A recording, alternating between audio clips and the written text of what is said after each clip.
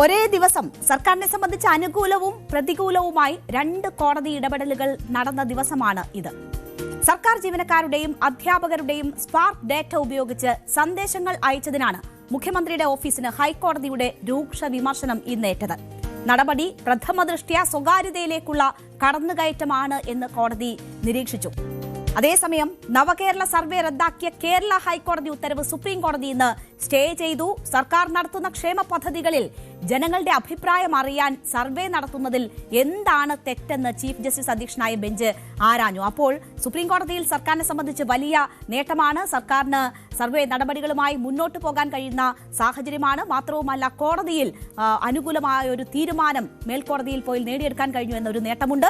അപ്പോൾ നമ്മൾ വിശദമായി പരിശോധിക്കുകയാണ് ഈ അനുകൂലവും പ്രതികൂലവുമായ രണ്ട് സാഹചര്യങ്ങളും. എന്താണ് ആദ്യം മെസ്സേജ് വിവാദം എന്നത് നമുക്കൊന്ന് നോക്കാം. സർക്കാർ അർദ്ധ സർക്കാർ ജീവനക്കാർക്ക് DA വർധന, ശമ്പള പരിഷ്കരണം തുടങ്ങിയ വിഷയങ്ങൾ സംബന്ധിച്ച് മൊബൈൽ ഫോണിൽ സന്ദേശങ്ങൾ ലഭിച്ചതാണ് വിവാദത്തിലായത്. മുഖ്യമന്ത്രിയുടെ ഓഫീസ് വഴി സ്പാർക്ക് സംവിധാനത്തിലെ നമ്പറുകളിലേക്കും ഇമെയിലുകളിലേക്കുമാണ് ഈ സന്ദേശം എത്തിയത്.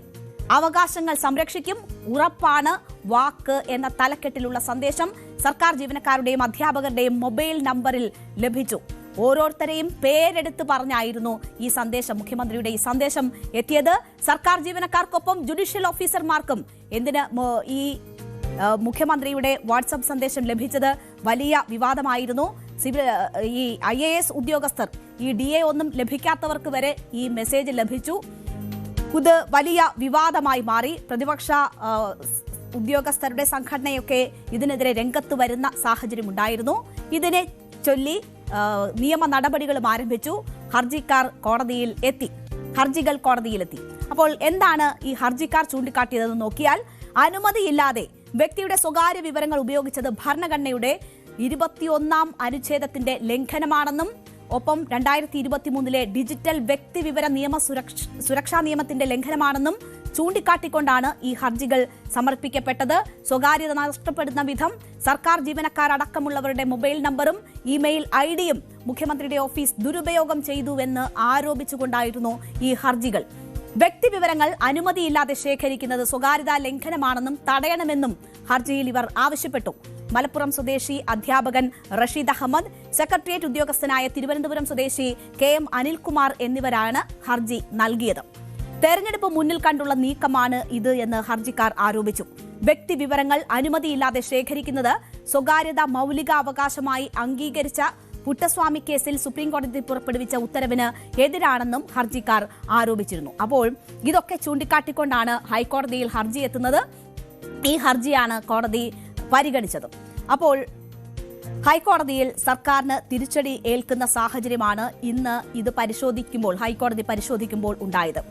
സ്പാർക്ക് ഡേറ്റയുടെ ദുരുപയോഗം തടയണമെന്നാവശ്യപ്പെട്ട് നൽകിയ ഹർജിയിൽ ഇന്ന് ഹൈക്കോടതി ഇടപെടുന്നത് ഏത് വിധത്തിലാണെന്ന് നോക്കിയാൽ, സർക്കാർ ജീവനക്കാരുടെയും അധ്യാപകരുടെയും സ്പാർക്കിലെ ഡേറ്റ ഉപയോഗിച്ച് സന്ദേശങ്ങൾ അയച്ചതിനാണ് മുഖ്യമന്ത്രിയുടെ ഓഫീസിന് ഹൈക്കോടതിയുടെ രൂക്ഷ വിമർശനമേറ്റിരിക്കുന്നത്. നടപടി പ്രഥമദൃഷ്ട്യാ സ്വകാര്യതയിലേക്കുള്ള കടന്നുകയറ്റമാണ് എന്ന് കോടതി നിരീക്ഷിച്ചു. മുഖ്യമന്ത്രിയുടെ ഓഫീസിന് എവിടെ നിന്നാണ് സന്ദേശങ്ങൾ അയക്കാനുള്ള നമ്പറുകളും മറ്റും ലഭിച്ചതെന്ന് കോടതി ആരാഞ്ഞു. ഇത്തരം വിവരങ്ങൾ മറ്റൊരാവശ്യത്തിനും ഉപയോഗിക്കില്ലെന്ന് അഡ്വക്കേറ്റ് ജനറൽ മറ്റൊരു കേസിനിടെ കോടതിയിൽ വ്യക്തമാക്കിയിരുന്നു എന്ന കാര്യം കോടതി ചൂണ്ടിക്കാട്ടി. സർക്കാർ പദ്ധതികളുടെ ഗുണഭോക്താക്കൾക്ക് മാത്രമാണ് സന്ദേശങ്ങൾ അയച്ചതെന്നായിരുന്നു സർക്കാർ ന്യായീകരണമായി കോടതിയുടെ മുമ്പിൽ വെക്കാൻ ശ്രമിച്ചത്. എന്നാൽ ഇതിനെയും കോടതി വിമർശിക്കുന്ന സാഹചര്യമാണ് ഉണ്ടായത്. അങ്ങനെയല്ലെന്നും സർക്കാരിൽ നിന്ന് ഒരു ഗുണഫലവും പറ്റാത്തവർക്കും സന്ദേശങ്ങൾ അയച്ചിട്ടുണ്ടല്ലോ എന്ന കാര്യം കൂടി കോടതി ചൂണ്ടിക്കാട്ടുകയായിരുന്നു. വ്യക്തിഗത വിവരങ്ങൾക്ക് എന്ത് സുരക്ഷ എന്നൊരു ചോദ്യമാണ് കോടതിയുടെ ഭാഗത്തു നിന്നും ഉണ്ടായിട്ടുള്ളത്. വളരെ ഗൗരവമുള്ള വിഷയമാണ് ഇത് എന്നത് ചൂണ്ടിക്കാണിച്ചുകൊണ്ടാണ് കോടതി ഈ വിഷയത്തിൽ നിലപാടുകൾ സ്വീകരിച്ചിരിക്കുന്നത്. കേസ് വീണ്ടും പരിഗണിക്കുന്ന വെള്ളിയാഴ്ച വരെ തുടർ സന്ദേശങ്ങൾ അയക്കരുത് എന്ന ഒരു നിർദ്ദേശം കൂടി കോടതി നൽകിയിരിക്കുകയാണ്. സ്പാർക്ക് ഡേറ്റയുടെ ദുരുപയോഗം തടയണമെന്നാവശ്യപ്പെട്ട് നൽകിയ ഹർജിയിൽ ജസ്റ്റിസ് ബിച്ചു കുര്യൻ തോമസിന്റെ നടപടിയാണ് ഇത്. സർക്കാർ ഒരു വിധത്തിലും ഈ നടപടികളുമായി മുന്നോട്ട് പോകരുത് എന്നതാണ് കോടതി ആവശ്യപ്പെട്ടിരിക്കുന്നത്. എന്ത് സന്ദേശം അയച്ചു എന്നതിനേക്കാൾ വിവരങ്ങൾ ചോർന്നു എന്നതാണ് കൂടുതൽ ഗൗരവതരമെന്ന് കോടതി പറയുന്നു. ആ വിവരം കോടതി പറയുമ്പോൾ അത് സ്വകാര്യതയിലേക്കുള്ള കടന്നുകയറ്റം ഉണ്ടായിട്ടുണ്ടെങ്കിൽ അതാണ് ഏറ്റവും വലിയ തെറ്റ് ഇവിടെ സംഭവിച്ചിട്ടുള്ളത് എന്നതാണ് കോടതി ചൂണ്ടിക്കാട്ടുന്നത്. ഇത് സ്വകാര്യതയുടെ ലംഘനമാണ്, ഗൗരവതരമായ ആരോപണങ്ങളാണ് ഉയർന്നിട്ടുള്ളത് എന്നത് കോടതി പറയുന്നു. ഇനി കേസ് പരിഗണിക്കുന്നത് വരെ സമാന വിധത്തിലുള്ള സന്ദേശങ്ങൾ അയക്കില്ല എന്ന് എഴുതി തരാനാണ് കോടതി നിർദ്ദേശിച്ചിരുന്നത്. കേസിൽ മുഖ്യമന്ത്രി ഒഴികെയുള്ളവർക്ക് നോട്ടീസ് അയക്കാനും കോടതി നിർദ്ദേശിച്ചു. അപ്പോൾ വളരെ ശക്തമായ ഇടപെടലാണ് ഈ വിഷയവുമായി ബന്ധപ്പെട്ട് കോടതി നടത്തിയിരിക്കുന്നത്. ഇത് സ്വകാര്യതയിലേക്കുള്ള കടന്നുകയറ്റം എന്ന നിലയിൽ തന്നെ കോടതി കണ്ടിരിക്കുന്നു. ഡാറ്റ ചോർത്തൽ, മുഖ്യമന്ത്രിയുടെ ഓഫീസിലുള്ളവരെ പ്രതിയാക്കി കേസെടുത്ത് അന്വേഷണം നടത്തണം. ഡാറ്റ ചോർത്തിയതിൽ മുഖ്യമന്ത്രിക്കും CPM നേതൃത്വത്തിനും പങ്കുണ്ട്. ഔദ്യോഗിക സംവിധാനങ്ങളെ പോലും ദുർബലപ്പെടുത്താൻ ശ്രമം നടത്തുന്നുവെന്നാണ് പ്രതിപക്ഷ നേതാവ് ഇതിനോട് വിമർശിച്ചത്. പ്രതിപക്ഷ നേതാവിനെ സംബന്ധിച്ച് അവർ ഉന്നയിച്ചിരുന്ന ആരോപണങ്ങൾ ശരി എന്ന് വരുന്നു. അപ്പോൾ ആ രീതിയിൽ കടുത്ത സ്വരത്തിൽ തന്നെ പ്രതിപക്ഷ നേതാവിന്റെ ഇതിനോടുള്ള പ്രതികരണം വരുന്നു എന്നത് നമുക്ക് കാണാം. നവകേരള സർവേയിൽ സർക്കാരിന്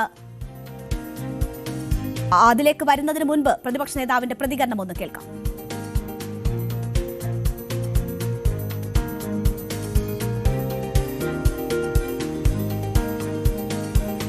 ഓക്കെ, അപ്പോൾ പ്രതിപക്ഷ നേതാവിന്റെ പ്രതികരണം നമുക്ക് കേൾക്കാൻ പറ്റുന്നില്ല. പക്ഷെ അദ്ദേഹത്തിന്റെ പ്രതികരണം വളരെ ശക്തമായ ഭാഷയിലായിരുന്നു.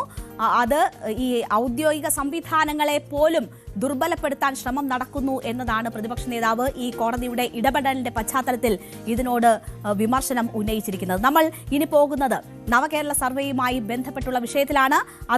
ആ വിഷയം സുപ്രീം കോടതിയുടെ പരിഗണനയിലേക്കാണ് എത്തിയത്. നേരത്തെ ഹൈക്കോടതിയിൽ സർക്കാരിന് വലിയ തിരിച്ചടി നേരിട്ടിരുന്നു. അവിടെ നിന്ന് മേൽക്കോടതിയെ സമീപിച്ച് അനുകൂല സമീപനം തേടാനാണ് സർക്കാർ ശ്രമിച്ചിരുന്നത്. അവിടെ സർക്കാരിന് ആ നിലയ്ക്ക് ഒരു നേട്ടമുണ്ടാക്കാൻ കഴിഞ്ഞിട്ടുണ്ട് എന്നതാണ് സാഹചര്യം.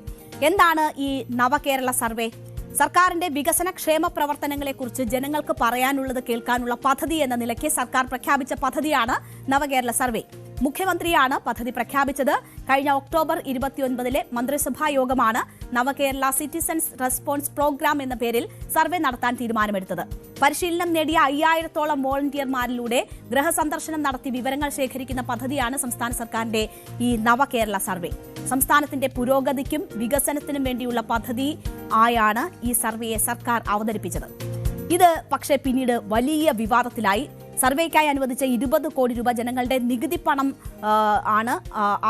അത് തെരഞ്ഞെടുപ്പ് പ്രചരണത്തിനായി ഉപയോഗിക്കുന്നു എന്നതായിരുന്നു പ്രതിപക്ഷമുയർത്തിയ പ്രധാനപ്പെട്ട ആരോപണം. നിയമസഭാ തെരഞ്ഞെടുപ്പിന് മുന്നോടിയായി ഭരണകക്ഷിയുടെ ഇലക്ഷൻ മാനിഫെസ്റ്റോ തയ്യാറാക്കാനുള്ള വിവരശേഖരണമാണ് ഇത് എന്ന് ആരോപണമുയർന്നു.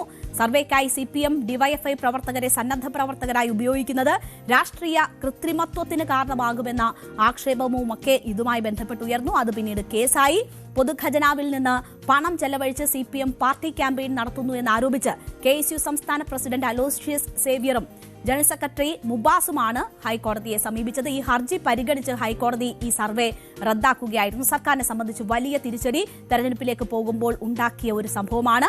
ഇത് ചോദ്യം ചെയ്താണ് സർക്കാർ സുപ്രീം കോടതിയിലെത്തിയത്. സുപ്രീം കോടതിയിൽ ആ വിഷയം എത്തുമ്പോൾ സുപ്രീം കോടതി ഇന്ന് ചൂണ്ടിക്കാണിച്ചത് സർക്കാരിനെ സംബന്ധിച്ച് ആശ്വസിക്കാവുന്ന വലിയ മുന്നോട്ട് ഈ സർവേയുമായി പോകാൻ പറ്റുന്ന തരത്തിലുള്ള വലിയൊരു സപ്പോർട്ട് കോടതിയുടെ ഭാഗത്തു നിന്നും ഉണ്ടാകുന്നു എന്ന് വേണം നമ്മൾ കാണാൻ. നവകേരള സർവേ റദ്ദാക്കിയ കേരള ഹൈക്കോടതി ഉത്തരവ് സ്റ്റേ ചെയ്യുകയാണ് സുപ്രീം കോടതി ചെയ്തത്. സർക്കാർ നടത്തുന്ന ക്ഷേമ പദ്ധതികളിൽ ജനങ്ങളുടെ അഭിപ്രായം അറിയാൻ സർവേ നടത്തുന്നതിൽ എന്ത് തെറ്റാണ് ഉള്ളതെന്ന് ചീഫ് ജസ്റ്റിസ് അധ്യക്ഷനായ ബെഞ്ച് ഇന്ന് ചോദിച്ചു. തെരഞ്ഞെടുപ്പ് നടക്കാനിരിക്കുന്ന സംസ്ഥാനത്ത് സർവേ നടത്തുന്നത് രാഷ്ട്രീയ ലക്ഷ്യത്തോടെയാണ് എന്നത് തടസ്സ ഹർജി ഫയൽ ചെയ്ത കോൺഗ്രസ് നേതാക്കൾക്ക് വേണ്ടി ഹാജരായ സീനിയർ അഭിഭാഷകൻ അപ്പോൾ കോടതിയിൽ ചൂണ്ടിക്കാട്ടി. അപ്പോൾ നവകേരള സർവേ നടത്തുന്നത് ഭരിക്കുന്ന പാർട്ടിയുടെ രാഷ്ട്രീയ പ്രവർത്തകരെ ഉപയോഗിച്ചാണെന്നും സർവേ സംബന്ധിച്ച പ്രഖ്യാപനം ആദ്യം നടത്തിയത് ഭരിക്കുന്ന പാർട്ടിയുടെ സംസ്ഥാന സെക്രട്ടറിയാണെന്നും ഉള്ള പ്രധാനപ്പെട്ട വാദം കൂടി ഈ ഹർജിക്കാർ ചൂണ്ടിക്കാട്ടി. എന്നാൽ ഏതെങ്കിലും ഒരു പ്രാദേശിക നേതാവ് നടത്തുന്ന പ്രസ്താവനയുടെ അടിസ്ഥാനത്തിൽ ഹൈക്കോടതിക്ക് തീരുമാനമെടുക്കാനാകുമോ എന്ന മറു ചോദ്യമാണ് സുപ്രീം കോടതിയുടെ ഭാഗത്തു നിന്നും ഉണ്ടായത്. ഹൈക്കോടതി വിധിക്കെതിരെ സംസ്ഥാനം നൽകിയ അപ്പീലിൽ സുപ്രീം കോടതി എതിർ കക്ഷികൾക്ക് നോട്ടീസ് അയച്ചിട്ടുണ്ട്. സർവേക്കായി സംസ്ഥാന സർക്കാർ ചെലവഴിക്കുന്ന പണം സംബന്ധിച്ച കണക്ക് ആവശ്യമെങ്കിൽ ഉചിതമായ സമയത്ത് പരിശോധിക്കാമെന്നും സുപ്രീം കോടതി വ്യക്തമാക്കി. ചീഫ് ജസ്റ്റിസ് സൂര്യകാന്ത്, ജോയ് മാല ബാഗ്ചി എന്നിവരടങ്ങിയ ബെഞ്ചാണ് കേരള ഹൈക്കോടതി വിധി സ്റ്റേ ചെയ്തുകൊണ്ട് സർക്കാരിന് ഇതുമായി ബന്ധപ്പെട്ട് മുന്നോട്ട് പോകാൻ ഉള്ള ഒരു പച്ചക്കൊടി കാണിച്ചിരിക്കുന്നത്. നവകേരള സർവേ ഹൈക്കോടതി വിധി സുപ്രീം കോടതി സ്റ്റേ ചെയ്ത സംഭവം സുപ്രീം കോടതിയിൽ ഹാജരായി സ്റ്റേ പിൻവലിക്കും എന്നതൊക്കെയാണ് വി ഡി സതീശൻ ഇതുമായി ബന്ധപ്പെട്ട് ഇന്ന് മാധ്യമങ്ങളെ ഇത് ചൂണ്ടിക്കാണിച്ചപ്പോൾ. നേരത്തെ നമ്മൾ ആദ്യത്തെ കേസുമായി ബന്ധപ്പെട്ട് ഹൈക്കോടതിയിൽ തിരിച്ചടിയുണ്ടായപ്പോൾ വളരെ രൂക്ഷമായ ഭാഷയിൽ അതിനോട് പ്രതികരിച്ച വി ഡി സതീശൻ പറഞ്ഞത് സുപ്രീം കോടതി വിധി സ്റ്റേ ചെയ്ത സംഭവത്തിൽ സുപ്രീം കോടതിയിൽ തന്നെ ഹാജരായി ആ സ്റ്റേ പിൻവലിപ്പിക്കും എന്ന ഒരു സാഹചര്യമാണ് വി ഡി സതീശൻ ചൂണ്ടിക്കാട്ടുന്നത്. CPM-ന്റെ സർക്കുലറാണ് ഇപ്പോൾ കോടതിയിൽ ഹാജരാക്കിയത്. നവകേരള സർവേ CPM-ന്റെ തെരഞ്ഞെടുപ്പ് പ്രചാരണം എന്നൊക്കെയുള്ള വാദം അദ്ദേഹം ആവർത്തിക്കുക കൂടിയാണ് ചെയ്തിരിക്കുന്നത്. അത് തുടർ ഭരണം ഉറപ്പാക്കാൻ വേണ്ടി ചെയ്ത നടപടിയാണ് എന്നുള്ള വിമർശനം ഉന്നയിക്കുന്നു. അപ്പോൾ പോലും സർക്കാരിനെ സംബന്ധിച്ച് ഹൈക്കോടതിയിൽ തിരിച്ചടിയേറ്റിട്ടും സുപ്രീം കോടതിയിൽ പോയി ആ സ്റ്റേ നീക്കാനും ആ പ്രവർത്തനങ്ങളുമായി മുന്നോട്ട് പോകാനും കഴിയുന്ന ഒരു സാഹചര്യമുണ്ടായി. മാത്രവുമല്ല, കോടതി നിരീക്ഷണം സർക്കാരിന് അതിൽ മുന്നോട്ട് പോകാം, അതിൽ എന്താണ് തെറ്റ് എന്ന് ചോദിക്കുന്നിടത്ത് സർക്കാരിന് അതൊരു വലിയ വിജയമായി തന്നെ മാറുന്നു എന്ന് വേണം നമ്മൾ ഈ ഘട്ടത്തിൽ കാണാൻ. സർക്കാരിനെ സംബന്ധിച്ച് നേരത്തെ നിശ്ചയിച്ചതുപോലെ തന്നെ നവകേരള സർവേയുമായി ഇനി മുന്നോട്ട് പോകാൻ കഴിയും. ഇനി അതിനുള്ള സമയമുണ്ടോ ഇല്ലയോ എന്നതൊക്കെ സംശയമാണ് എങ്കിൽ പോലും ഇതൊരു വിജയമാണ് എന്ന് വരികയാണ്. വേണമെങ്കിൽ മെസ്സേജ് വിവാദത്തിലും ഒരു അപ്പീൽ പോകാൻ കഴിയുന്ന ഒരു സാഹചര്യമൊക്കെ ഉണ്ട്. പക്ഷേ ഡേറ്റ ചോർത്തൽ സ്വകാര്യതയിലേക്കുള്ള കടന്നുകയറ്റമാണെന്ന് സുപ്രീം കോടതി തന്നെ നേരത്തെ വിശദീകരിച്ചിട്ടുള്ളതാണ്. സ്വകാര്യതയ്ക്കുള്ള അവകാശം ഇന്ത്യൻ ഭരണഘടനയുടെ 21-ാം അനുച്ഛേദ പ്രകാരം ഒരു മൗലിക അവകാശമാണെന്നാണ് ഈ പുട്ടസ്വാമി കേസിൽ സുപ്രീം കോടതി പറഞ്ഞിരിക്കുന്നത്. അതുകൊണ്ട് തന്നെ ഒരുപക്ഷെ ആ കേസിൽ ഇനി മേൽക്കോടതിയെ സമീപിക്കാനുള്ള സാഹചര്യങ്ങൾ ഉണ്ടോ എന്ന് അറിയില്ല. എന്തായാലും എന്ത് സംഭവിക്കുന്നു ആ കേസുമായി ബന്ധപ്പെട്ട് എന്നൊക്കെ കാത്തിരുന്ന് കാണാം. കൂടുതൽ വാർത്തകൾക്ക് News 18 Keralam YouTube channel subscribe ചെയ്യുക.